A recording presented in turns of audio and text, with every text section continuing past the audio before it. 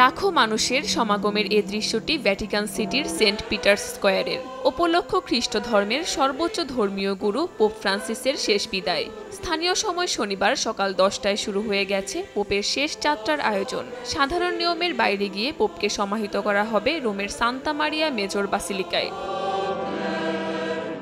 Pope ফ্রান্সিসের অন্ত্যেষ্টিক্রিয়ায় অংশ নিতে বাংলাদেশ সরকারের প্রধান উপদেষ্টা ডক্টর মোহাম্মদ ইউনূস সহ যোগ দিয়েছেন ১০০-র বেশি দেশের সরকার ও রাষ্ট্রপ্রধান। যোগ দিয়েছেন বেশ কয়েকজন রাজারানী। মার্কিন প্রেসিডেন্ট ডোনাল্ড ট্রাম্প থেকে শুরু করে ফ্রান্সের প্রেসিডেন্ট ইমানুয়েল মাখোঁ ও প্রিন্স উইলিয়াম। পোপ ফ্রান্সিসকে শ্রদ্ধা জানাতে এদিন ভ্যাটিকান সিটিতে জড়ো হন ২ লাখের বেশি ভক্ত ও সমর্থক।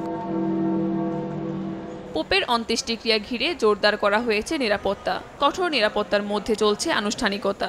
এর আগে শুক্রবার পোপের কফিন সিল করা হয়। রোমের একটি সাধারণ কবরেই চিরনিদ্রায় শায়িত হবেন তিনি, যেখানে শুধু একটি নাম লেখা থাকবে, ফ্রান্সিসকাস। তার জীবনযাপনের মতো অন্ত্যেষ্টিক্রিয়ার আয়োজনেও অনাড়ম্বরতার প্রকাশ।